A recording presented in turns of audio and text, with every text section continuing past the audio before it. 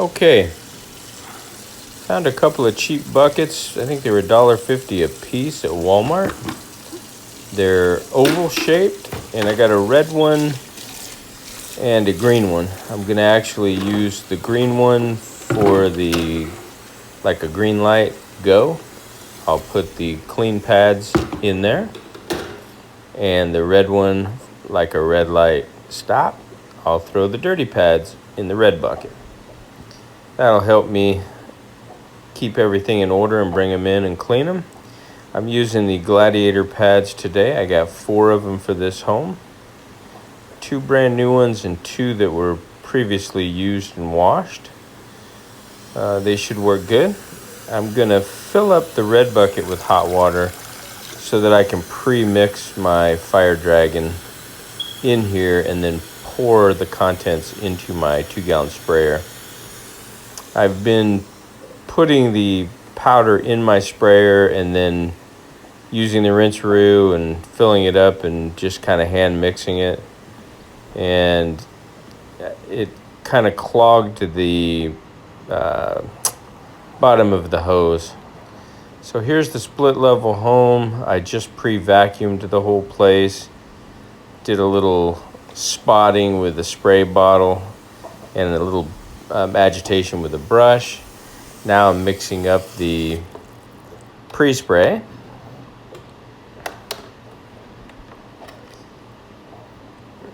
All right. The green bucket, I've been actually pre-wetting the pads after it was suggested that a preconditioned or a pre-wet, if it's been wet and wrung out so it's just damp, it actually absorbs more and cleans better. And this is true. The Gladiator pads when they're kind of damp, it does make it a little harder to work the Oreck orbiter. Sometimes you have to lift up when you first start it because the pad gets heavy and adheres to the carpet and can slow things down. So I'll fill it up and get the pads damp, and then I'll drain out the excess water. And then I'm gonna fill up my pre-sprayer, and there should be a little bit left in the red tank to add a little bit of the cleaning solution to this. Okay. There's the Challenger pad driver and the Oreck.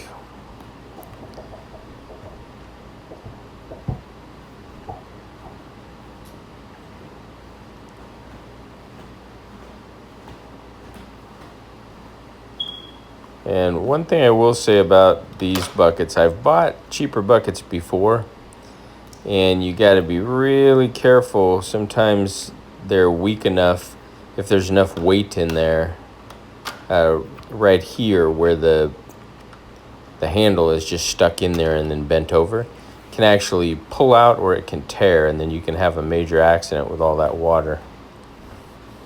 So keep that in mind.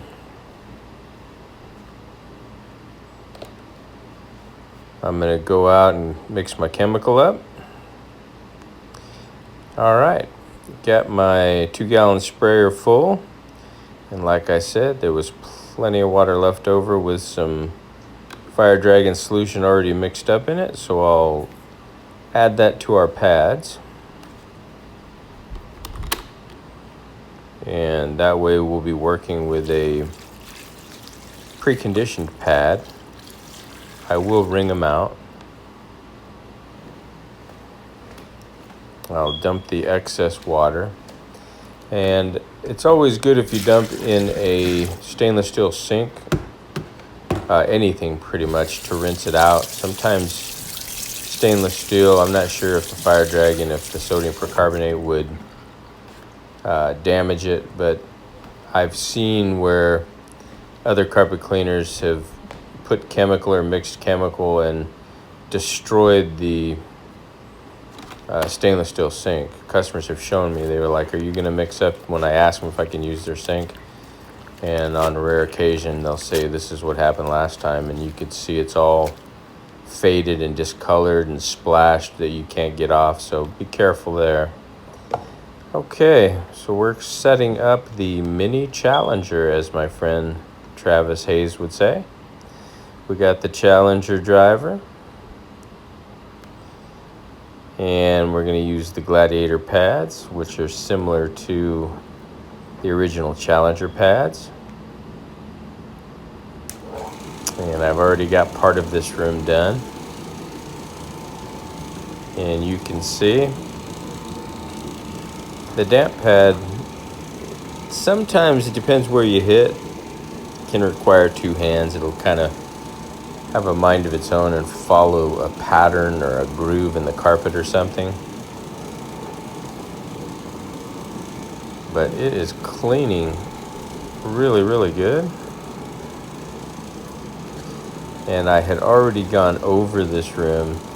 What I've been doing in this home is I'll finish one or two rooms, and then before I change the pad for the next room, I'll pre-spray the room and I'll go over the room with the dirty pad, kind of as a pre-cleaning. When I say dirty, I'm not saying sopping wet with dirt and transferring soil all over the place. Just that it's ready to be changed almost. So I went through, and that gives it kind of the once over, and there's plenty of chemical on the pad from the previous rooms. Then I'll maybe do two rooms that way, then I'll come back and I'll have a new pad and I'll go over it. So it's almost like I went over it twice. So it doesn't look too bad. If you had seen it on the last pad that I went over this, you would have seen a lot of soil transfer. So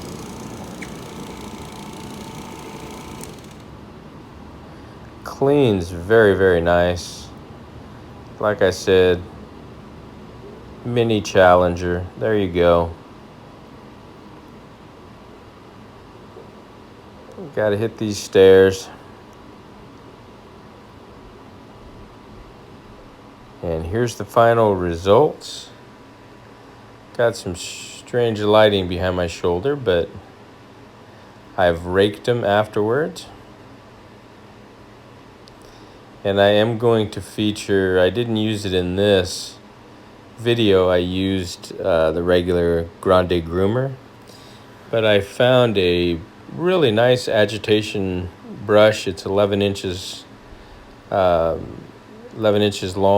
and it's got a long handle, a squeegee on it, and I'm gonna start using it. I think it was $21 for a pack of 2 on Amazon. So in my next video I'll feature them. And I did do a little pre-scrub with the one today and worked fantastic. And I decided, rather than popping the green brush on all the time and then having to flip it off and press it off of the bottom of the Oreck, I would just bring in this agitation tool, which is going to be the tool for agitation in the traffic areas. And then it's also going to be the tool for the final grooming. The bristles are just soft enough that it will actually dig down and move the carpet, lay out some really good triangles. So look forward to that episode. I'll try and feature one tomorrow if possible.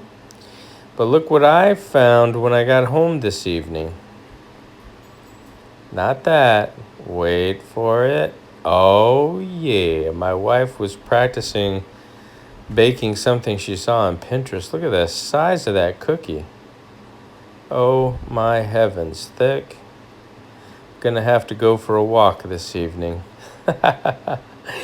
Okay, I appreciate all my subscribers and all my viewers. If you haven't already subscribed, I wish you would, and I'll see you in the next one.